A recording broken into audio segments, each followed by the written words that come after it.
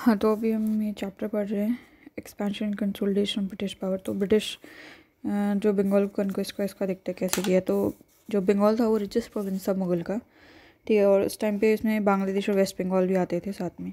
तो उसके नवाब की जो अथॉरिटी है वो प्रेजेंट अभी जो बिहार और उड़ीसा वहाँ तक जाती थी, ना ही बंगाल के अलावा वहाँ तक जाती थी, ठीक है।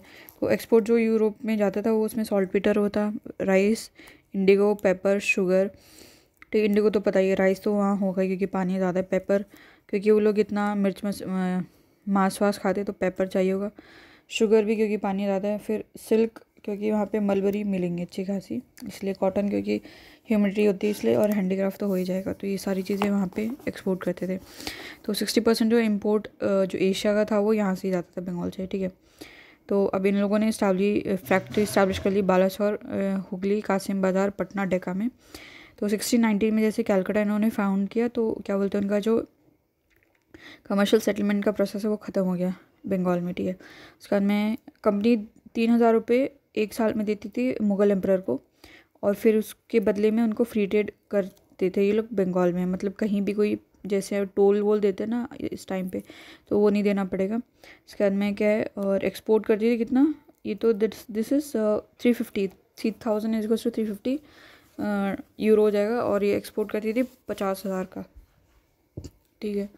तो अब इसमें क्या है, मुर्शिद कुली 1700 मुर्शिद कुली खान आ गया, ठीक है, दीवान बन गया बंगाल का।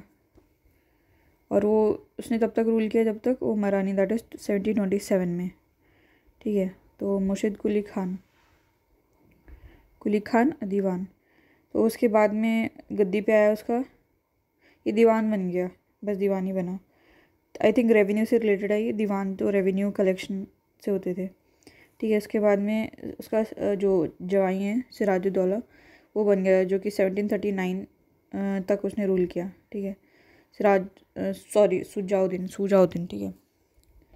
मुर्दा जो है वो सूझ जाता है ना, तो मुर्शिद कुली खान के बाद में सुजाउद्दीन आया, ठीक है।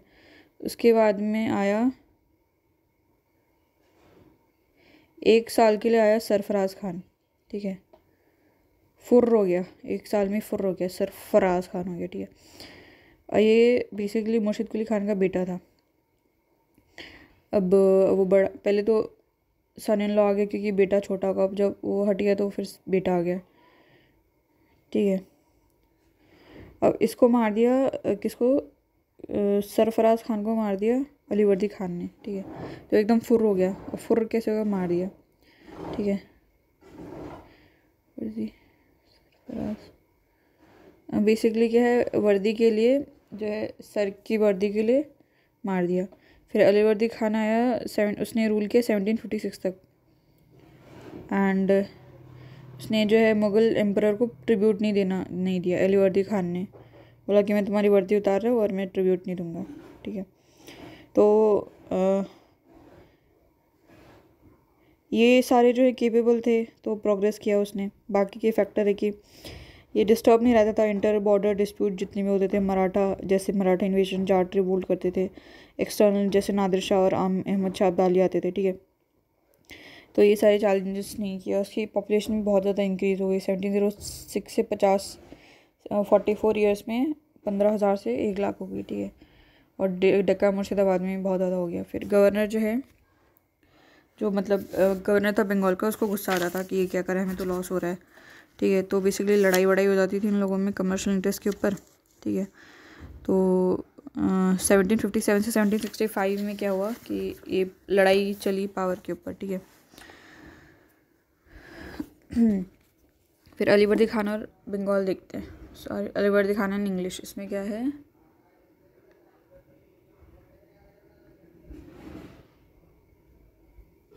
इसमें देखते हैं अलीवर्दी खान एंड इंग्लिश। इनमें क्या हुआ, 1741 में अलीवर्दी खान जो है डिप्टी गवर्नर, 1751 में ना, 41 में, सॉरी ये पीछे था ना अपना, कब बनाइए ये क्या बोलते, 41 में जो क्या बोलते 40 तक ही आया, फिर 41 में ये आ गया। तो ये यहाँ का था, इसका बिहार का था, डिप्टी गवर्नर था ये बिहार का। तो उसने मार दिया सरफराज खान को, नवाब। तो ये तो डिप्टी गवर्नर था, छोटी पोस्ट पे था। इसने क्या बोलते हैं, जो सरफराज खान था जो कि नवाब था बंगाल का, उसको मार दिया। एंड फिर अब उसको मार दिया, बंगाल का वो खाली हो गया, तो उसने अपनी पोजीशन जो है न्यू सूबेदार बना लिया बंगाल का, ठीक है।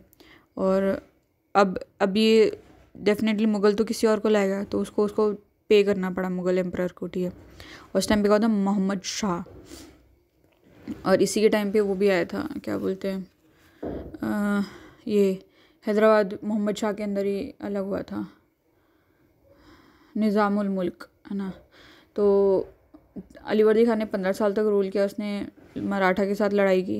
इसके बाद में क्या है, इंग्लिश ने इसका एडवांटेज ले लिया कि मराठा जो अंदर आ रहे थे बंगाल में, तो उन्होंने बेसिकली क्या बोला कि नवाब से परमिशन ले ली कि हम लोग अपना सेटलमेंट बना लेंगे फोर्ट विलियम के आसपास, कि हमें भी बचाव चाहिए, नहीं तो हमें आके मारेंगे लोग। तो बेसिकली अलीवर्दी खान का जो फिर बाद में क्या हुआ कि उसका ध्यान गया कार्नाटिक रीजन में, जहाँ पे कि यूरोपियन कंपनीज़ ने सारी की सारी पावर ले ली थी। फिर उसको जैसे रियलाइज़ हुआ तो उसको मन में हुआ कि इसको हटाते हैं बंगाल से, पर ये फिर मर गया 1756 में। सो फिर उसका क्यों ये दादा था, तो उसका पोता आया सिराजुद्दौला, ठीक है, son of the Alivardi Khan की यंगेस्ट डॉटर, तो आ गया ये पोता, नाती आ गया, है ना। तो बेसिकली कुछ कर नहीं पाया। अगर पूछे कि अलीवर्दी खान ने किया, नहीं, ठीक है, सिराजुद्दौला, तो वर्दी में दौलत मिलती है ना, इस तरीके से याद कर लो। फिर चैलेंजेस क्या थे सिराजुद्दौला के पास में, तो उसका जो कज़न था वो नवाब ऑफ पूर्णिया शौकत जंग जो हो पंगे करा था, और उसकी जो आंटी थी घसीटी बेगम, वो भी उसका बच्चा नहीं था और विडो थी वो। और एक रिबेलियन कमांडर मीर ज़फ़र, ये हस्बैंड था अलीवर्दी खान की सिस्टर का, ठीक है। अलीवर्दी खान की सिस्टर जो होगी, ये तो अलीवर्दी खान की मतलब ये भुआ हो गई, फूफा हो गया ये उसका, मीर ज़फ़र उसका फूफा हो गया। नहीं, ये तो ग्रैंडसन हो गया ना, ये तो ये हो गया दादा ही हो गया, एक फूफा दादा फूफा, और ना दादी, मम्मी की दादी मानी जाएगी, दादी का हस्बैंड, तो इस तरीके से हो गया, ठीक है। और कुछ हिंदू सब्जेक्ट से जो थे वो रिबेल करे थे। तो domination in the group in his court जो कंप्राइज, तो कौन कौन डोमिनेट करता था, जगत सेठ, उमीचंद राय, बल्लभ राय दुर्लभ, तो राय 2 बार आ गई, ठीक है, अदर, ठीक है, वो सब अपोज करते थे। तो बेसिकली इंटरनल राइवल भी था, और बेसिकली क्या है, इंग्लिश लोगों की कमर्शियल एक्टिविटी बहुत ही बढ़ रही थी। तो ये क्या था, इम्पल्सिव था और एक्सपीरियंस नहीं था इसको, तो इसने शौकत जंग को हरा दिया, उसको मार दिया। उसके अंत में क्या घसीटी बेगम को डाइवर्स कर दिया उसके ट्रेजर से, एंड और मीर ज़फ़र को जो फार भेज दिया, ज़फ़र को फार, गेट आउट ऐसे कर दिया, तो डिसमिस कर दिया उसको, ठीक है। फिर मीर मदन को ले आया इन हिज प्लेस, ठीक है। तो एक कश्मीरी ऑफिसर जो था Mohan Lal was appointed as overall जो administrator and basically acted almost like a prime minister। Mohandas Karamchand Gandhi उसको प्राइम मिनिस्टर बना दिया। फिर मदन MMO आ गए दोनों, ठीक है, MMO आ गए, ओके। फिर बैटल ऑफ प्लासी देखते हैं, इसमें क्या हुआ कि बेसिकली ऑफिशियल जो थे वो बहुत ही ज़्यादा मिसयूज़ करते थे ट्रेड प्रिविलेजेस का, और बेसिकली नवाब की फाइनेंस को इफेक्ट कर रहा था। तो उसने इंग्लिश ने जो फोर्टिफाई कर लिया कैलकाटा को उसके परमिशन के बिना, तो और मिसलीड कर रहे थे। उसके बाद में क्या है उसको, ठीक है, और क्या किया इन लोगों ने, जो है असाइलम दे दिया एक पॉलिटिकल फ्यूजिटिव था कृष्णा दास को, जो कि बेटा था राज बल्लभ का, उसको लाभ मिल गया, इंग्लिश को लाभ मिल गया, तो एक कृष्णा दास को दे दिया इन लोगों ने, ठीक है, असाइलम दे दिया। और इसने क्या किया कि कृष्णा दास ने बहुत सारी पैसे लेके भाग गया था। फिर कंपनी ने जो है नहीं, सिराज ने जो है कंपनी को लगा कि सिराज जो बेसिकली प्रिविलेज को कम कर देगा,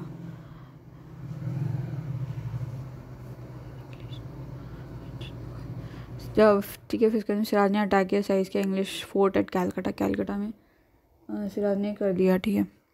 तो फिर ये पंगे हो गए। फिर ब्लैक होल ट्रेजेडी हुई जिसमें कि सिराजुद्दौला बोलते कि 146 इंग्लिश पर्सनल इनको रूम में बंद कर दिया था, जिसमें से कि 123 मर गए थे। फिर बैटल इसमें क्या हुआ कि हाँ, तो अब ये तो फिर क्या हुआ, ये हो गया। अब इसके बाद में रॉबर्ट क्लाइव को, अरे वो मद्रास में बैठा था, ठीक है, तो उसको लगा रही बंगाल में क्या हो रहा है, ठीक है, तो मेन सेंटर है और यहाँ पे पंगे हो रहे हैं, हम लोग हार रहे हैं। तो फिर क्या हुआ कि रॉबर्ट क्लाइव जो था कैलकाटा में था, मद्रास से। रॉबर्ट क्लाइव जो है at Calcutta from Madras strengthen the English position in Bengal में। हाँ हाँ, के रॉबर्ट क्लाइव जो था मद्रास से आया और उसकी पोजीशन को अच्छे करने के लिए, ठीक है। तो उसने क्लाइव ने क्या, बहुत क्लेवर था ये, तो इसने क्लेवरली क्या कर दिया, तो इसने बोला कि मीर जफ़र रायदुल्ला और जगत सेठ इनके साथ में, जगत सेठ जो था, जगत का सेठ ही बैंकर था बंगाल का, सेठ जो है, ठीक है, ओमी चंद नहीं, जगत सेठ है। और इन सब के साथ में मीर जफ़र हो गया, दुर्लभ हो गया, और ऐसा कोई नहीं मिलेगा दुर्लभ, अपने लाभ के लिए इसने ऐसा कर लिया, दुर्लाभ है ना। और उसके बाद में क्या है, जगत सेठ हो गया, उसके बाद में ओमी चंद। तो डील कर ली इन लोगों ने, तो बोला कि जफ़र को नवाब बना देंगे और जो कि कंपनी को सर्विस देगा उसके बदले में। तो अब क्या हुआ, इंग्लिश जो है जीत गई बैटल ऑफ प्लासी, जो कि 23 जून 1957 में हुई थी, ठीक है। तो ये लड़ाई battle was before the battle was even fought, उससे पहले ये जीत गए थे। तो बेसिकली क्या है, नवाब की जो 50,000 की फोर्स थी और वो क्लाइव का बहुत कम थे। सिराजुद्दौला जो बेसिकली उसको कैप्चर कर लिया, मर्डर कर दिया मीर जफ़र का सन जो था मीरान ने, ठीक है। बैटल ऑफ प्लासी कहाँ से आ गया, यस, मीरान ने वो कर दिया, ठीक है। तो फिर बैटल ऑफ प्लासी जो है ये इंग्लिश की मर्जी भी हुई और बहुत सारा रिसोर्स मिल गया बंगाल का, ठीक है। इंग्लिश जो है वर्चुअल मोनोपली हो गई trade and commerce of Bengal में, अभी पूरी तरीके से नहीं होगी, अभी भी इन्होंने अभी भी मीर जफ़र को बिठाया हुआ है, तो वर्चुअल मोनोपली हो गई, ठीक है, पूरी तरीके से अभी तक नहीं हुई, ठीक है। रिजल्ट क्या रहा प्लासी का, कि जो मीर जफ़र जो है वो नवाब बन गया, उसके बाद में क्या है, और उसको देना पड़ा बहुत सारा पैसा और ज़मींदार 24 परगना टू इंग्लिश, 24 परगना मतलब सोचे 24 परगना का इतना सारा उसको ज़मींदारी देनी पड़ी। उसके बाद में क्या, रेल पावर जो है इंग्लिश के हाथ में आ गई। इसका बहुत पॉलिटिकल सिग्निफिकेंस था बैटल ऑफ प्लासी का, ठीक है, क्योंकि फाउंडेशन जो था ब्रिटिश एम्पायर का यहाँ से स्टार्ट हो गया, ठीक है, ठीक है। इसके बाद में क्या है, द बैटल जो establish military supremacy of British in क्या मिलिट्री सुप्रीमेसी, क्योंकि इस क्या नवाब की जो हैं उसको तो उसने सब्जुडाइज कर दिया, ठीक है। तो मेन राइवल जो फ्रेंच था उसको भगा दिया। तो उन्होंने क्या टेरिटरी ले ली कि मिलिट्री को मतलब अपकीप करने के लिए टेरिटरी दे दो हमें, ठीक है। उनका प्रेस्टीज तो बढ़ ही गया, ठीक है। तो अब इसमें क्या है, कोई फॉर्म ऑफ गवर्नमेंट था, कोई ऐसा एपरेंट चेंज नहीं हुआ कि ये पोस्ट बना दी वो पोस्ट बना दी, जैसे गवर्नर जनरल बना दिया या ऐसा कुछ कर दिया, वॉइस राय कर दिया, ऐसा कुछ हुआ नहीं। बट जो सुप्रीम कंट्रोल जो है क्लाइव के हाथ में चला गया, ठीक है। मीर जफ़र जो है बेसिकली पूरी तरीके से डिपेंड हो गया वो अपनी पोजीशन को मेंटेन करने के लिए, ठीक है। तो सोवरेनिटी जो है English over Calcutta was recognized and English posted the resident at nawabs court, कि कैलकाटा में तो इन लोगों ने बोला कि हम ही सोवरेन हैं और रेजिडेंट भी रख दिया नवाब के कोर्ट में। तो यहाँ से शुरू हो गया नवाब का कोर्ट पे रेजिडेंट, सबसे पहला रेजिडेंट यहाँ आ गया, ठीक है। फिर ट्रीटी आ गया 1760 में, मीर जफ़र 1760 में क्या है ट्रीटी, मीर जफ़र जो बेसिकली उसको गुस्सा आ गया क्योंकि क्लाइव जो है बहुत इंटरफेयर करता था, ठीक है। तो अब फिर ये भी कॉन्स्पिरेसी में आ गया कि इसने पहले भी तो ऐसा किया है, किसके साथ में, डच चिंसुरा में, ठीक है। तो डच को जो पर इन्होंने इंग्लिश ने हरा दिया, battle of Bedara, Dutch Chinsura Bedara Chinsura, ठीक है, इसमें हरा दिया 1759 में होती है बैटल, ठीक है। तो अब इनको गुस्सा आ गया कि मीर जफ़र ने पंगे लिए और उसके बाद में पेमेंट भी नहीं किया, जो भी मांग रहे थे ड्यू व्यू है जो भी है ड्यू मांग रहे थे, पिलाई नहीं, ठीक है। फिर इनको गुस्सा गया तो मीरान जो है, जो बेटा था ज़फ़र का, वो मर गया। एंड बेसिकली क्या है, फिर नवाब शरीफ के लिए फ़ाइट हो गई बंगाल में कि कौन बैठेगा। मीर कासिम और सन इन लॉ जो अभी तो मीर ज़फ़र तो बेटा था, अब उसका जवाई बोला कि मीर ज़फ़र बोला कि मीर ज़फ़र का जवाई हो गया, जो कि है पता नहीं कौन है, नहीं सॉरी, मीर कासिम जो है वो मीर ज़फ़र का जवाई है और मीरान का जो सन है उसके बीच में। तो ये कौन हो गया, मीरान का सन और इसका जवाई, मतलब ये हो गया मामा भतीजे में, मामा भतीजा ही हुआ ना, हाँ, हो गई लड़ाई। तो कासिम सन इन लॉ, हर कोई बोलता है काश सन इन लॉ बन जाए, ठीक है। और मीरान का सन, उसके बाद में क्या है, Vansittart the new governor of Calcutta agree to support, Vansittart new governor बन गया कैलकाटा का। तो उसने बोला कि मैं कासिम को सपोर्ट कर दूंगा। वैन एवरीवन कासिम, क्या बोलते हैं, वैन में सिम आ रही है बहुत सारी, तो वैन सी टाट सिम, ठीक है। उसने बोला कि मैं उसको सपोर्ट कर दूंगा। फिर उन लोगों में ट्रीटी हो गई कासिम और कंपनी में 70-60 में, ठीक है। तो इसमें क्या क्या बोला ट्रीटी में कि मीर कासिम जो है बोला कि मैं कंपनी को क्या बोलते हैं बुर्दवान मिदनापुर चिटगांव दे दूंगा, BMC है ना, बॉम्बे म्यूनसिपल कॉर्पोरेशन। बोला कि मैं बुर्दवान मिदनापुर चिटगांव दे दूंगा, 24 परगना तो दे ही दिया अभी तक, ठीक है। और रेजिडेंस रख दिया, रेजिडेंस, इसका नाम बुर्दवान मिदनापुर चिटगांव। और पीछे कौन सा था, उन लोगों ने कासिम बाज़ार में, पटना, डेका, हुगली में शायद फैक्ट्री लगा ली थी, कैलकाटा 60-90s में फ़ाइन कर लिया था। फिर ये मिल गया इनको बुर्दवान, ठीक है। कंपनी जो है बोला कि जो भी चौनम है,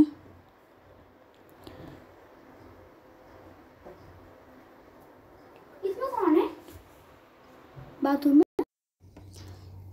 तो हाँ बोला कि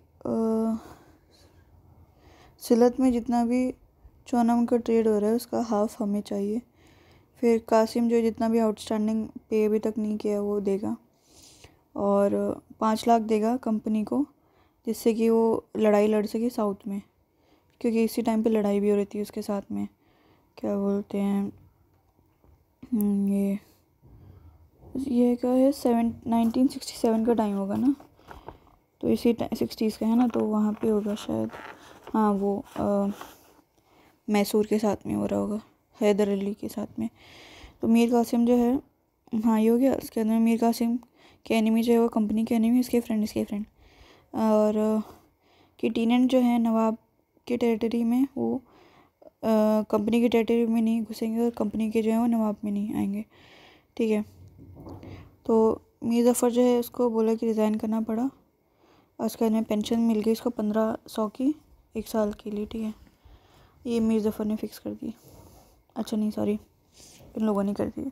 तो मीर कासिम ने क्या क्या लिया काम, मतलब क्या क्या स्टेप्स लिए। तो ये एबलेस था, जो भी अलीवर्दी के बाद में जितने लिया उनमें सबसे एबलेस था ये, ठीक है। तो उसके बाद में इसने सबसे पहले तो कैपिटल शिफ्ट कर दी फ्रॉम मुर्शिदाबाद तो मुंगेर, MM कर दिया। बिहार में जो है मुंगेर वहाँ पे कर दिया, मुर्शिदाबाद से बोला M तो हम बचा वो ही रखेंगे, ठीक है, जिससे कि कंपनी से डिस्टेंस है थोड़ा बहुत। फिर उसने ब्यूरोक्रेसी रिऑर्गेनाइज की और उसने अपने आदमी लगाए इसमें, ठीक है। आर्मी को भी रिमॉडल किया स्किल और एफिशिएंसी बढ़ाने के लिए। फिर बैटल ऑफ बक्सर देखते हैं क्या हुआ, क्यों हुआ, कैसे हुआ, कब हुआ। फिर प्रीलूड क्या हुआ, मतलब क्या बहाना था इसका, मतलब रीज़न क्या था। तो कंपनी जो है उनको लगा कि मीर कासिम जो है एक पपेट होगा, अच्छा पपेट बनेगा, पर ऐसा हुआ नहीं। राम नारायण जो था डिप्टी गवर्नर था बिहार का, ठीक है। तो नवाब जो बोल रहा था उसको वो काम कर नहीं रहा था, वो सब में मतलब जो रेवेन्यू थे ना बिहार के अकाउंट जो थे भी रेवेन्यू अकाउंट वो दे नहीं रहा था।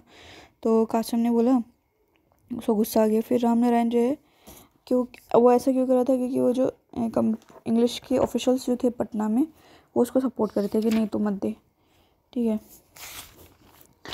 तो कंपनी जो दस्तक को मिसयूज़ करी थी, जो कि that was the trade permit, कि आप एक बार ट्रेड परमिट ले लो, आपको बार बार पैसे नहीं देने पड़ेंगे और सस्ता पड़ जाएगा, दैट वे, ठीक है। इसके बाद में क्या है, exempted the goods specified from payment of duties, जो भी गुड्स स्पेसिफाइड थे उनमें नहीं देनी पड़ेगी, ठीक है। तो अभी पंगे हो गए इन दोनों में। फिर मिस यूज़ हुआ दस्तक का, जिससे कि जो क्या बोलते हैं, हो सकता है कुछ पर्टिकुलर ABCD में मिल रहा हो, सभी में दस्तक का यूज़ कर रहे हो कि नहीं भाई हम तो सब में यूज़ करेंगे, या फिर किसी को बेच रही, हाँ बेचते तो थे। उसके अंदर मिस यूज़ हुआ था, हो रहा था, तो उसको लॉस हो रहा था नवाब को। तो जो बेसिकली क्या है, लोकल मर्चेंट थे उनको अनइक्वल कंपटीशन, क्योंकि अभी मान लो 10 रुपये सस्ती पड़ गई कोई भी चीज़, तो इनको तो कंपटीशन मिल जाएगा अच्छा खासा, अनइक्वल वो भी, ठीक है। और बेसिकली क्या है, इंग्लिश को जो है टोल नहीं देना पड़ता था, ट्रांजिट ड्यूटी नहीं देनी पड़ती थी। अब ये फरमान मिला ना, उसमें टोल या फिर ट्रांजिट ड्यूटी नहीं देनी पड़ती थी। बेसिकली सर्वेंट जो थे वो बोलते थे कि हमें भी चाहिए प्राइवेट ट्रेड के लिए, कि मतलब कंपनी तो अपने नाम पे कर ही रही है। मान लो ईस्ट इंडिया कंपनी के नाम से कोई बिक रहा है, वो बोलेगा कि मैं जॉन एडम स्मिथ इस करके मैं भी बेचूंगा, ठीक है। इस तरीके से ये लोग कर रहे थे। तो कंपनी के सर्वेंट जो है उन्होंने दस्तक दिया इंडियन मर्चेंट को, बोला कि भाई तुम 7 रुपये मिल रहे हैं, 10 रुपये देने पड़े तो हम 7 रुपये में दो, 3 रुपये का तुम्हारा फ़ायदा हो जाएगा, ठीक है। तो कमीशन पे उनको बेच रहे थे। और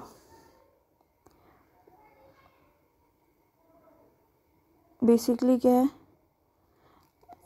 और ये लोग ना बहुत ही मतलब ज़बरदस्ती करते थे, कि ज़बरदस्ती सस्ते दामों पे ले लेते थे, ख़रीद लेते थे, क्या बोलते हैं, चीज़ों को। तो ये कासिम जो है उसने बोला कि मैं अबॉलिश कर दूंगा, ड्यूटी ख़त्म करो इसको, ठीक है। तो ब्रिटिश ने प्रोटेस्ट किया, बोला कि हमें प्रोफेशनल ट्रीटमेंट चाहिए, ठीक है। इस कारण फिर नवाब ने जो है टसल हो गया, नवाब का टसल कंपनी के साथ में ट्रांजिट ड्यूटी के ऊपर। फिर लड़ाई होगी, फिर 1763 में लड़ाई हुई। तो इंग्लिश जो है वो जीत गए इसमें, कथवा में, मुर्शिदाबाद नहीं, विक्ट्री एट कथवा सक्सेस, मतलब जीतते गए सभी पे। कथवा में, मुर्शिदाबाद, गिरिया, सूटी, मुंगेर, मतलब इतनी जगह पे लड़ाई हुई, एक जगह पे नहीं, क्योंकि ये बंगाल, बिहार, उड़ीसा तो था ही, ठीक है। तो ये अलग अलग जगह पे लड़ाइयाँ करी इन लोगों ने। कथुआ,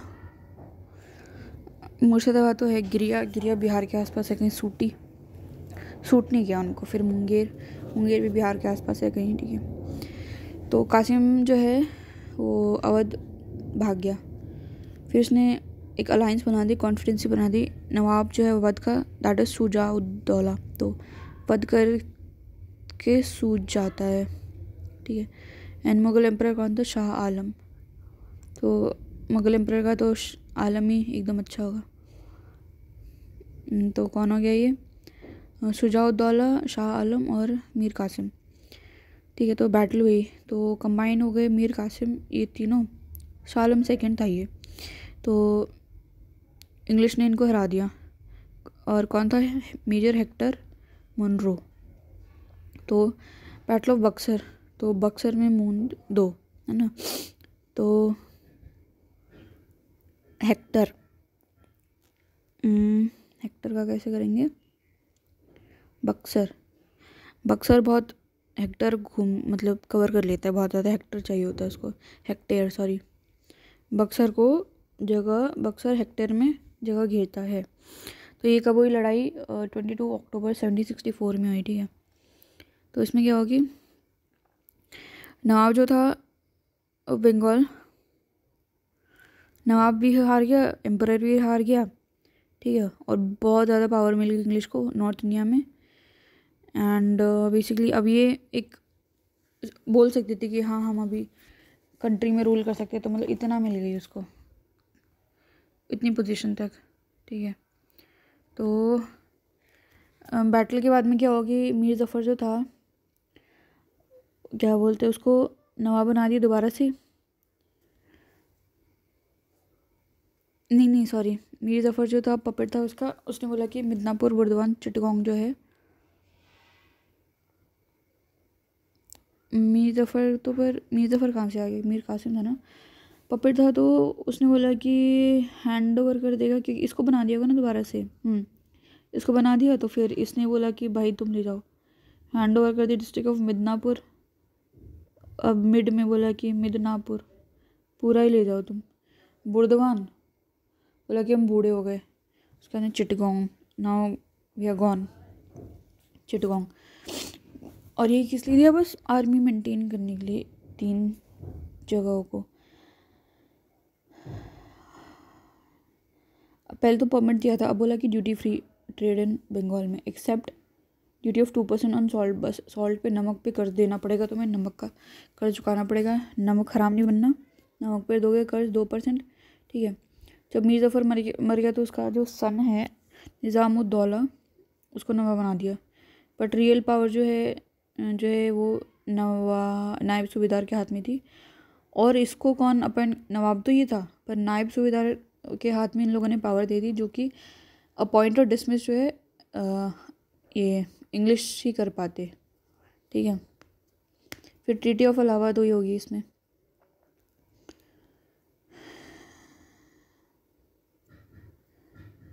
सेवनटीन 1665 में हुई। एक तो नवाब ऑफ अवध के साथ में और मुग़ल एम्परर के साथ में, क्योंकि ये दोनों नई पार्टी आई ना, तो इन लोगों से ट्रीटी कर दी कि बंगाल वाला जो नवाब है वो तो इनके काम कंट्रोल में है ही। ठीक है। उसको तो हरा ही दिया, फिर इनके साथ में ट्रीटी की।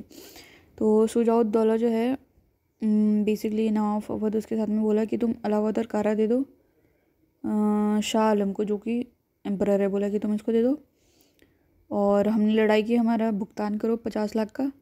और बोला कि बलवंत सिंह जो है ज़मींदार ऑफ बनारस, उसको बोलो कि उसका पूरा जो सामान है, पूरा एस्टेट है उसको दे दो। एक मिनट। बलवंत सिंह जो है ज़मींदार ऑफ बनारस, या तो कंपनी को दे दो, इसको मत दे दो। फिर शाह आलम, ये इतना अच्छा काम कैसे करेंगे? शाह आलम को बोला कि अब यहाँ से शुजाउद्दौला से ले ली जगह और बोला कि शाह आलम तुम यहाँ पे रहो। ठीक है। तुम इलाहाबाद में उससे ले ली और ये यहाँ पे रहेगा और ये कंपनी के प्रोटेक्शन में रहेगा, कंपनी की देख रेख में, कि कहीं भाग तो नहीं रहा, कुछ कर तो नहीं रहा। तो बोला कि फरमान ग्रांट करो, क्योंकि ये मुग़ल एम्परर है। ठीक है। जिसमें फरमान में क्या है, दीवानिया की बंगाल, बिहार, उड़ीसा, ये 3 प्रोविंस आ जाएंगे। ठीक है। तो पहले क्या था, बंगाल, बिहार, उड़ीसा अभी तक नहीं था, 3 चीज़ें थी, पर अभी बंगाल, बिहार, उड़ीसा का दीवानी दे दिया, क्योंकि ये प्रोविंस होंगे ना, तो प्रोविंस तो इसी के अंडर आएगा, मुग़ल के अंडर में आएगा। तो पहले तो बस फरमान बंगाल के लिए था, अब तीनों प्रोविंस के लिए आ जाएगा। ठीक है। और उसके बदले कंपनी जो है 26 लाख रुपीज़ देगी। ठीक है। और क्या बोला कि 53 लाख जो है कंपनी को देने पड़ेंगे, provision of to the company in return of निज़ामत function, military, defence, policy, administration, justice of the said province. अच्छा, बोला कि हम ये काम करेंगे, ये क्या बोलते हैं, निज़ामत फंक्शन भी करेंगे हम, क्योंकि जैसे मिलिट्री डिफेंस करेंगे, police and administration of justice करेंगे, तो इसके लिए हमें 53 लाख रुपए दो, उसमें भी खर्चा आएगा। ठीक है। बोला कच्चे पानी सबके लिए दे दो हमें। फिर क्लाइव जो है उसको ये नहीं चाहिए था कि अवध को एनेक्स करे, पर वो सर्कमस्टांस से आ गया कि because it would have place the company under the obligation to protect from Afghan and Maratha invasion, क्योंकि अवध फिर बगल में बस ये आ गया, दिल्ली आ गया, हरियाणा, पंजाब, यहाँ तक तो ये लोग अफगान आ ही जाते थे। ठीक है। तो इसको ये चाहिए नहीं था, पर फिर भी मतलब इनके पास आ गया।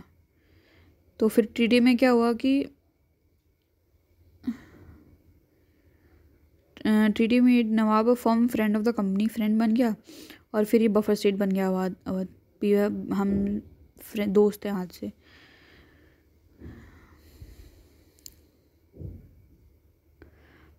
तो अब क्या, ये जो एम्परर था शाह आलम, ये रबर स्टैम्प बन गया कंपनी का। ठीक है। और कंपनी का जो फरमान था उसने बेसिकली लीगलाइज कर दिया political gain of company in Bengal में,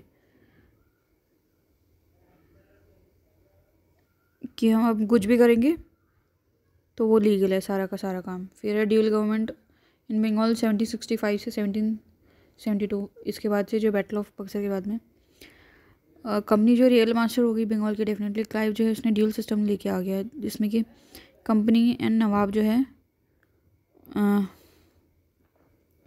वो दीवानी का मतलब रेवेन्यू कलेक्टिंग राइट्स हो जाएंगे। निज़ाम that is police judicial function जो है कंपनी के अंदर आ गया।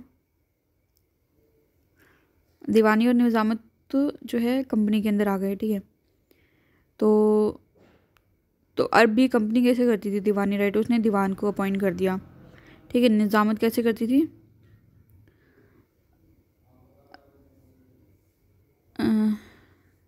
और निज़ामत कैसे करती थी कि ये जो भी निज़ाम होता था, सॉरी निज़ाम नहीं, डिप्यूटी सूबेदार होता था वो निज़ामत फंक्शन देखता था, और डिप्यूटी सूबेदार को कौन अपॉइंट करेगा, कंपनी करेगी। तो इसने हाँ, तो कंपनी ने एक्वायर कर लिया दीवानी फंक्शन फ्रॉम द एम्परर, क्योंकि एम्परर दीवानी करेगा और निज़ामत जो फंक्शन है वो सूबेदार करेगा, तो दोनों के दोनों फंक्शन ले लिए बंगाल के, ठीक है। तो ये एडवांटेज बहुत रहा कंपनी के लिए डेफिनेटली।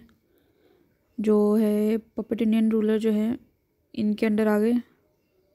सोवरेन पावर, तो सोवरेन मतलब ये बिना पूछे कुछ कर नहीं पाएंगे, बिना कंपनी के पूछे, ना किसी से ट्रीटी, ना कुछ बातचीत, ना कुछ भी नहीं, ट्रेड वेड कुछ नहीं कर पाएंगे। तो सोवरेन पावर कंपनी के हाथ में आ गई। नवाब जो है बेसिकली उसको काम दे दिया कि तुम पीस और ऑर्डर देखो, बट वो डिपेंड होता था फंड और फोर्स के लिए कंपनी में, कि भाई यहाँ लड़ाई झगड़े हो रहे, हमें फोर्स दे दो, ठीक है। अब भाई हमें ये कुछ रिफॉर्म लेके आना है, पैसे दे दो, ठीक है। तो पैसे और फोर्स के लिए, फंड फोर्स के लिए, दोनों के लिए कंपनी पे डिपेंड होते थे, ठीक है। हाँ, क्योंकि अभी दूसरा कंपनी की आर्मी तो कंपनी की जाएगी, और रेवेन्यू राइट्स वैसे ही ले लिए लोगों ने, तो दोनों इनके पास में है। तो इसके बाद में कुछ बचा नहीं, तो यहाँ से मांगता था ये। तो दीवानी राइट के लिए जो है एक्सरसाइज करने के लिए कंपनी ने 2 डिप्टी दीवान रख लिए, मोहम्मद रेज़ा खान बंगाल का and Raja Sitab Roy of Bihar का, ठीक है।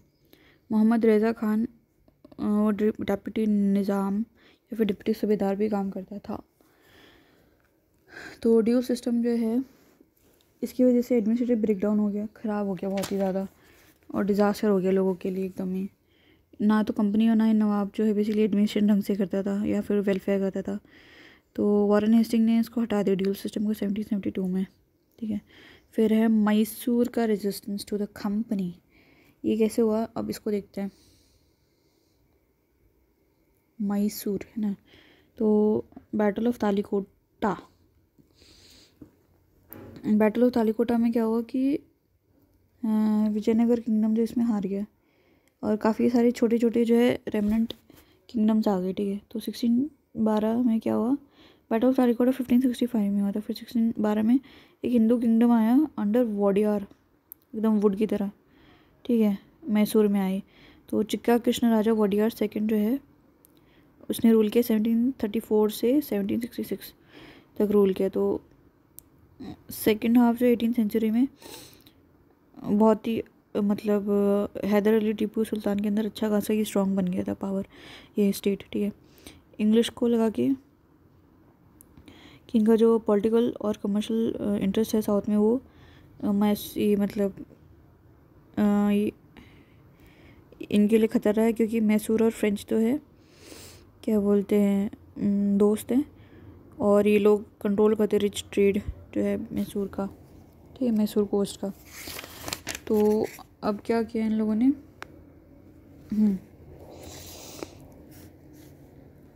और ये मैसूर तो इधर है केरला की साइड में, बोला कि हमें मद्रास में भी प्रॉब्लम करेंगे लोग।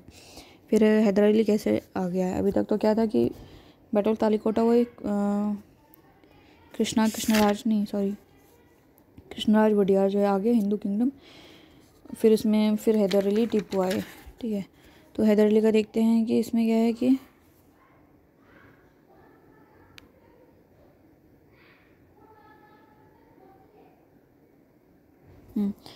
इसमें क्या हुआ कि 18th सेंचुरी में 2 भाई आए, नंजाराज जिसको कि सर्वाधिकारी बोलते थे, देवराज जो है दुलवाई। तो उन्होंने क्या कर दिया, चिक्का कृष्णराज को जो है पपेट बना दिया, ठीक है। हैदर अली जो है 1721 में पैदा हुआ, एक तो नंजराज हो गया और एक कृष्णराज आ गया, नंदीराज कृष्णा दोनों राज हैं, राजा राजा राज। ठीक है, हैदर अली आ गया 1721 में पैदा हुआ ये, हॉर्समैन था ये मैसूर आर्मी में। ठीक है, इसके अंदर नंदराज और देवराज ये मिनिस्टर्स थे। अच्छा, नंदराज देवराज मिनिस्टर्स थे और ये राजा था। तिक्का कृष्णराज वडियार, उसको पपेट बना दिया इन दोनों ने, और ये मिनिस्टर थे, इसके अंडर ये हॉर्समैन था। ठीक है, तो अब ये क्या हो गया कि मराठा जो है बार बार आते थे, एंड निज़ाम भी पंगे करता था मैसूर में। ठीक है, तो इसमें क्या है, बहुत ज़्यादा फाइनेंस मांगते थे मैसूर से कि पैसे दो। फिर बेसिकली क्या है,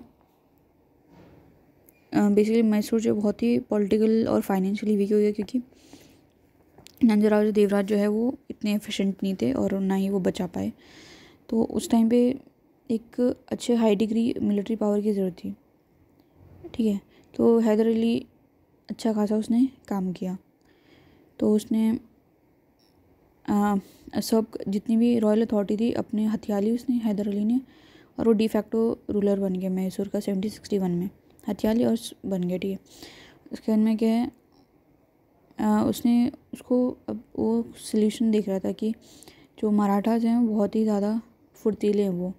ठीक है, उनको एक स्विफ्ट कैवलरी से हम हरा सकते हैं, और जो कैनन्स हैं फ्रेंच ट्रेंड निज़ाम आर्मी के, मतलब उसको हम आर्टिलरी यूज़ करके सुपीरियर आर्म के थ्रू जो वेस्ट के हैं उनसे हरा सकते हैं, या तो उसी जगह से लेके आओ जहाँ से इन लोगों ने ख़रीदे, या फिर हम मैन्युफैक्चर करेंगे जो भी सेम टेक्नोलॉजी है उससे। ठीक है, फिर हैदर अली जो उसने स्टेप लिए कि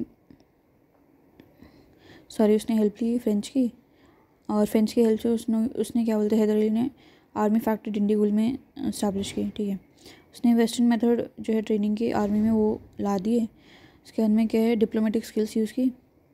उसके बाद में क्या है, और इसने उसकी मिलिट्री स्किल्स बहुत सुपीरियर थी, उससे उसने क्या बोलते हैं कैप्चर कर लिया डोड, बालापुर, सीरा, बिदनौर, हॉस्कोट 1761-63 में। ठीक है, और जो है पॉलीगार जो है साउथ के, उन लोगों ने क्या बोलते हैं सबमिट कर दिया इसके आगे।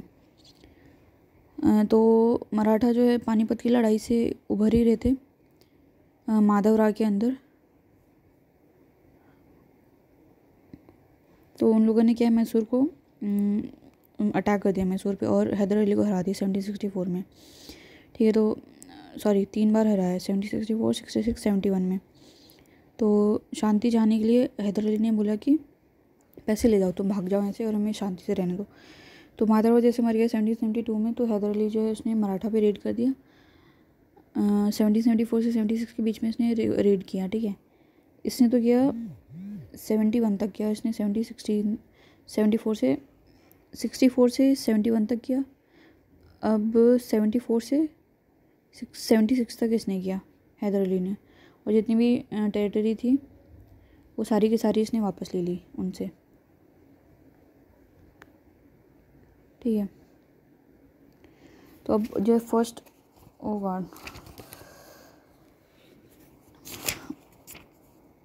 एंग्लो मैसूर वॉर कब हुई, 1767-69 में हुई है। 67-69 में पहली हुई, फिर 84 में दूसरी हुई, फिर हुई थर्ड वाली हुई 80 में हुई, थर्ड वाली हुई 92-91 के आसपास, फिर फोर्थ वाली हुई 99 में हुई, 1799 में। तो फर्स्ट वाली हुई 1767-69 में। ठीक है, तो क्या हुआ कि बंगाल में तो ये 1764 में बैटल ऑफ बक्सर हो गई, आसानी से जीत गए लोग। तो इंग्लिश को कॉन्फिडेंस बहुत ज़्यादा आ गया, तो बेसिकली इन लोगों ने जो है क्रिटिकली हैदराबाद का निज़ाम है 1766 में, और उसको बोला कि भाई तुम हमें नदन सरकार दे दो, जिसके बदले में हम तुमको प्रोटेक्शन दे देंगे, किससे, हैदर अली से। ठीक है, नदन के बस उसके नीचे देखो उड़ीसा तो आ ही गया, उड़ीसा तक तो इनका था ही, बंगाल, बिहार, उड़ीसा, फिर उड़ीसा के नीचे क्या आ जाएगा, हैदराबाद आ जाएगा, आंध्र प्रदेश वाला एरिया आ जाएगा। ठीक है, तो अभी उसके टच में तो आ ही गए थे, और नीचे भी थे ये लोग। तो इन लोगों ने निज़ाम से बोला कि तुम नदर सरकार दे दो और हम प्रोटेक्ट कर देंगे। तो हैदर अली जो है वो बगल में थे, मालाबार मैसूर है ना, तो बगल में था, तो टेरिटोरियल डिस्प्यूट होते थे इनके नवाब के साथ में, sorry Nawab of Arcot and Marathas के साथ में पंगे होते थे, ठीक है। मराठास तो करते थे पंगे, ठीक है। फिर अलायंस, चेंजिंग अलायंस, ठीक है। निज़ाम मराठा एंड इंग्लिश जो है वो तीनों मिलके हैदर के अगेंस्ट हो गए। हैदर ने जो अपना डिप्लोमेटिक स्किल यूज़ किया, उसने बेसिकली मराठा को पैसे दे दिए, बोला तुम न्यूट्रल हो जाओ, और बोला कि टेरिटरी, बोला निज़ाम को, बोला कि मैं तुम्हें टेरिटरी दे दूँगा जो भी जीतूँगा, तो ठीक है। फिर उसने बोला कि हम दोनों मिलके फिर नवाब ऑफ आर्कोट पे अटैक करते हैं। उसने इंग्लिश के अगेंस्ट नहीं पर ये, पर पहले तो था कि एकदम एंटी थे, फिर इनकी अलायंस चेंज हो गई कि अब नवाब ऑफ आर्कोट को लेके हम लोग लड़ाई करते हैं, के ऊपर लड़ाई करते हैं। तो इसमें क्या हुआ कि ये लड़ाई चली 1.5 साल तक। हैदर एकदम से आ गया मद्रास पे, तो क्या हुआ कि इंग्लिश हार गए, तो इंग्लिश को एक ट्रीटी करनी पड़ी, ट्रीटी ऑफ मद्रास, ठीक है, 1769 में। तो इसमें क्या बोला कि जितने भी प्रिजनर्स हैं एंड जितना भी कन्क्वेस्ट किया है उसको वापस कर दो। हैदर अली ने प्रॉमिस किया कि बेसिकली इंग्लिश ने बोला कि हम तुमको हेल्प करेंगे, अगर कोई दूसरा आके लड़ाई करता है ना तुम्हारे साथ में, तो हम हेल्प करेंगे, इंग्लिश ने ऐसा बोला। इसके बाद में सेकेंड एंग्लो मैसूर वॉर 1884 में हुई, ठीक है। इसमें क्या हुआ कि इंग्लिश ने जो है भरोसा तोड़ दिया, ट्रीटी ऑफ मद्रास हुई थी उसमें, ठीक है। 1771 में जो बेसिकली कि मराठा है, 1764 में हुआ, 60 कब लड़ाई की इन लोगों ने, 66 और 71 है ना। 71 में ये आया माधवराव आया, तो ये माधवराव आ गया मैसूर में, तो और इन्होंने हेल्प नहीं की इंग्लिश, लेकिन फ्रेंच ने फिर भी हेल्प कर दी, ठीक है। आर्मी के इक्विपमेंट जैसे गन, सॉल्ट पीटर, लेडी, ये सब दिया इन लोगों ने। फिर माहे एक फ्रेंच पोजीशन है मालाबार कोस्ट में, के थ्रू कुछ फ्रेंच वॉर मटेरियल लेके आए मैसूर में, ठीक है। मीनवाइल बेसिकली अमेरिकन वॉर चल रहा था इंडिपेंडेंस का, अमेरिकन वॉर ऑफ इंडिपेंडेंस जो है वहाँ पे छिड़ गया था, जिसमें कि फ्रेंच जो है जो रिबेल करे थे उनकी साइड में था कि नहीं अमेरिका को इंडिपेंडेंट करो, और ब्रिटिश बोलते थे कि नहीं उसको कॉलोनी बना के रखेंगे, तो फ्रेंच बोलते थे खाली करो इनको, मतलब फ्री करो इनको। तो इसमें क्या हुआ कि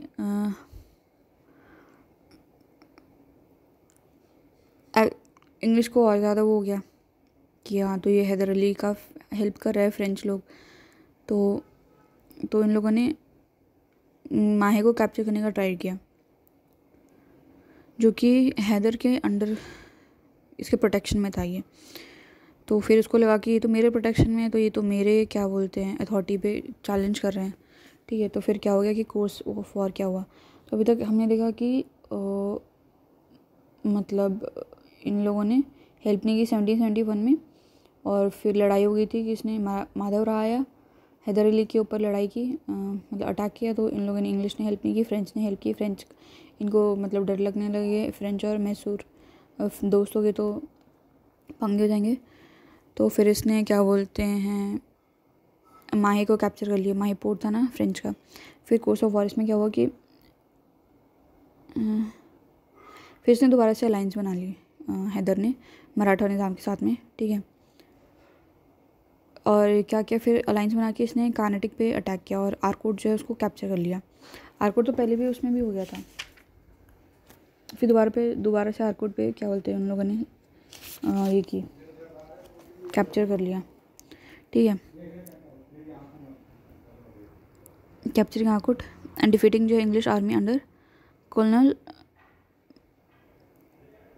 बेली 1781 में।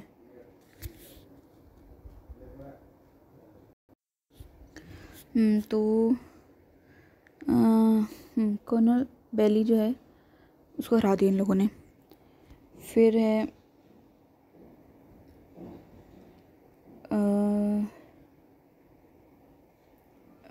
फिर बीच में क्या हुआ कि इंग्लिश जो है अंडर एयरकूट, तो उन्होंने फूट डाल दी, एयरकूट ने मराठा और निज़ाम को फूट डाल दी, ये दोनों अलग हो गए। बट क्या बोलते फिर भी हैदर ने जो है हरा दिया,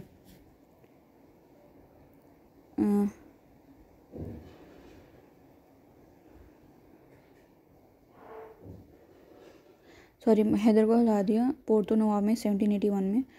फिर उसके बाद में इसने इंग्लिश को हरा दिया और उसने बेसिकली उसका जो कमांडर जो है ब्रेनविथ को कैप्चर कर लिया।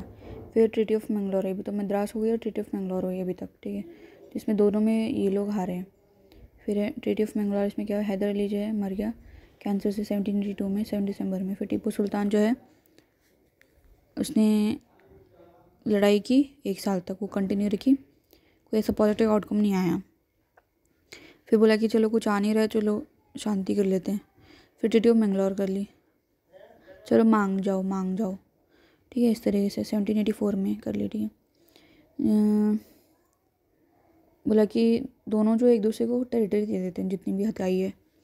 फिर थर्ड जो है एंग्लो मैसूर वॉर, इसमें क्या हुआ कि टीपू और जो है स्टेट ऑफ त्रावणकोर, अब तो आर्कोट हो रहा था दोनों में ऊपर में, अभी त्रावणकोर में पंगे हुए। टीपू टीटी आ गया, टीपू त्रावणकोर, ठीक है।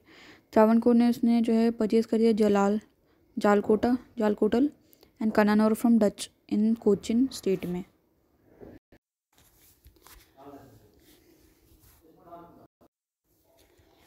तो डिस्प्यूट हो गया टीपू और त्रावणकोर, सॉरी हाँ, टीपू एंड त्रावणकोर जो है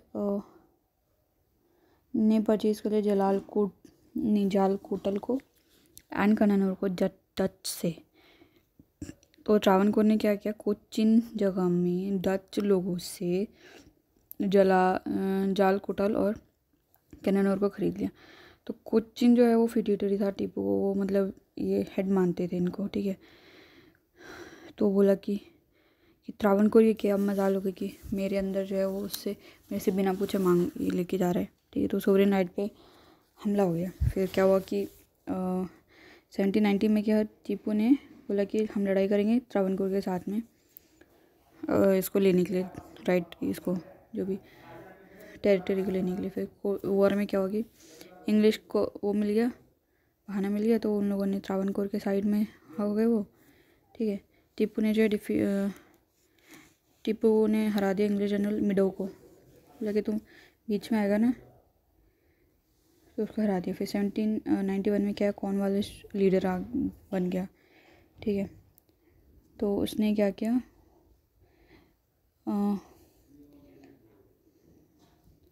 फिर अंबर और वेलोर के साथ में कैप्चर कर लिए, march to Ambur and Vellore to Bangalore में आया, ठीक है। फ्रॉम देयर टू श्रीरंगपट्टनम, वहाँ से यहाँ तक आ गया। कॉम्बटोर जो है हार गए इनसे, but they lost it again, फिर दोबारा से इंग्लिश हार गए। एट लास्ट जो है मराठा और निज़ाम ने इंग्लिश का सपोर्ट दे दिया, तो इन लोगों तीनों ने मिलकर श्रीरंगपट्टनम पे सेकंड टाइम लड़ाई मतलब अटैक किया। टीपू जो है बेसिकली हार गया और ट्रीटी ऑफ श्रीरंगपट्टनम हुई। इसमें क्या हुआ कि 1792 में ट्रीटी ऑफ श्रीरंगपट्टनम, तो बोला कि जितना आधा है वो मैसूर की टेरिटरी जो है उसको विक्ट्री बेसिकली है, हाफ जो है मैसूर की टेरिटरी जो है वो इन लोगों ने ले ली। फिर इसके अंदर बारमल डिंडीगुल मलबार जो है वो इंग्लिश ने ले लिया, वह मराठा को मिल गया तुंगभद्रा के आसपास और उसके ट्रिब्यूटरी के आसपास का एरिया। निज़ाम ने जो है कृष्णा से पन्नार तक का ले लिया, ठीक है। वॉर डैमेज 3 करोड़ का देना पड़ा, ठीक है। आधा इंडेमनिटी जो इमीडिएटली देनी पड़ी, बाकी का जो है इंस्टॉलमेंट में देना पड़ा, मतलब 1.5 करोड़ दे दिया। फिर सोचो 1.5 करोड़, फिर 1.5 करोड़ जो इंस्टॉलमेंट्स में उसके बदले उसके 2 बेटों को रख लिया उसने, इंग्लिश ने। फिर फोर्थ का वही कि बैकग्राउंड में क्या हुआ कि 1792 से 99 तक जो टीपू ने अपने आप को मतलब स्ट्रॉन्ग बना लिया, ठीक है। तो बेसिकली जो भी श्रीरंगपट्टनम की टर्म्स थी वो इंस्टॉलमेंट देता रहा तब तक, और उसने अपने बेटे को वापस ले लिया, तो 3 करोड़ पैसे दे दिए उसने। फिर 1796 में क्या हुआ कि हिंदू रूलर जो है वडियार का वो मर गया, ठीक है। अब तो ये मतलब ये मैसूर है और Wadiyar I think supreme authority करते होंगे मैसूर के ऊपर। तो टीपू ने बोला कि रिफ्यूज़ टू प्लेस वडियार का minor son on the throne, बोला कि मैं सुल्तान, अच्छा वडियार का जो भी सुल्तान जो भी है वो मर गया, बोला कि मैं उसके छोटे बेटे को नहीं बैठने दूंगा, मैं खुद बनूंगा। तो बेसिकली क्या है, और फिर उसने ये भी सोचा कि जो भी ह्यूमिलिएशन है या फिर जो भी टर्म्स हैं श्रीरंगपट्टनम की, उसका मैं बदला लूँगा। तो 1798 में क्या हुआ कि लॉर्ड वेलेस्ली था, तो वो जॉन शोर के बदले आ गया, वो जॉन शोर हट गया और ये न्यू गवर्नर जनरल बन गया वेलेस्ली। ठीक है, तो ये बहुत ही ज़्यादा इम्पेशेंट था। तो उसको प्रॉब्लम हो रही थी, टीपू और फ्रेंच की जो भी बढ़ती दोस्ती से प्रॉब्लम हो रही थी, और उसने बोला कि टीपू को हम अकेला कर देंगे और हमें सबमिट कर दे और वो सब्सिडियरी लाइन्स में आ जाए, ये इसके मोटिव थे। तो चार्जशीट क्या लिखा है टीपू के अगेंस्ट कि ये जो है इंग्लिश के अगेंस्ट जो है निज़ाम से मिलके और मराठा से मिलके क्या बोलते हैं प्लॉटिंग कर रहा है। ठीक, और इसने बेसिकली क्या है अरेबिया, अफ़गानिस्तान, काबुल, ज़मान शाह और फ्रांस में, मॉरिशस में, वर्साइल में, यहाँ पे एमिसरीज भेजी इसने। ठीक है, तो टीपू ने एक्सप्लेनेशन दिया, वो मानेगा थोड़ी जानबूझ के, तो क्या उसने सारा का सारा काम ये जो भी है। ठीक है, तो बेसिकली फिर लड़ाई हो गई। बोला कि तुम हमारे अगेंस्ट ऐसा कर रहे हो, फ्रेंच के साथ में तुम हाथ मिला के बैठे हो। ठीक है, तो सब्सिडियरी लाइंस तो डॉक्टर ना फ्लैप से है, वेलेस्ली और कौन सा था पता नहीं। फिर इसमें क्या हुआ कि अप्रैल 1799 में हुआ ये, और ये ख़त्म हो गई 4 मई 1799 में। ठीक है, श्रीरंगपट्टनम पूरी तरीके से उनके हाथ में चला गया। टीपू जो है हार गया, इंग्लिश ने हरा दिया। कौन था? जनरल स्टोर्ट था ये, एंड देन जनरल हैरिस। तो दो लोग इन बहुत ज़्यादा हैरस किया इसको, स्टार्ट किया हैरस करना। ठीक है, तो आर्थर वेलेस्ली जो था, ब्रदर था वेलेस्ली का, लॉर्ड वेलेस्ली का, उसने भी लड़ाई में पार्टिसिपेट किया डेफिनेटली। तो है गई भाई का साथ दिया इसने। ठीक है, तो इंग्लिश जो बेसिकली क्या है, इंग्लिश को हेल्प किया निज़ाम में, और मराठा ये तो है ही। तो मराठा जो है उनको बोला कि हम आधी टेरिटरी जो है टीपू की वो दे देंगे। निज़ाम को बोला कि निज़ाम ने तो ऑलरेडी सब्सिडी अलायंस साइन कर ही लिया था। ठीक है,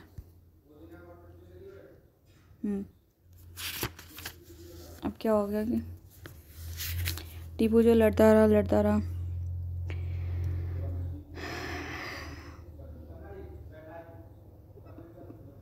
ठीक है, इसकी जो भी जितने ट्रेजर था वो इन लोगों ने ले लिया, इंग्लिश ने।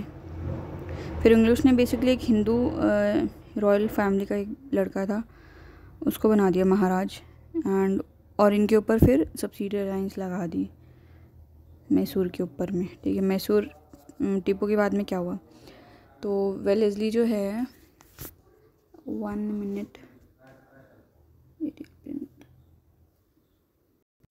तो इसमें के बाद में क्या हुआ, वेलेस्ली ने जो है सोंडा एंड हारपोनली डिस्ट्रिक्ट जो है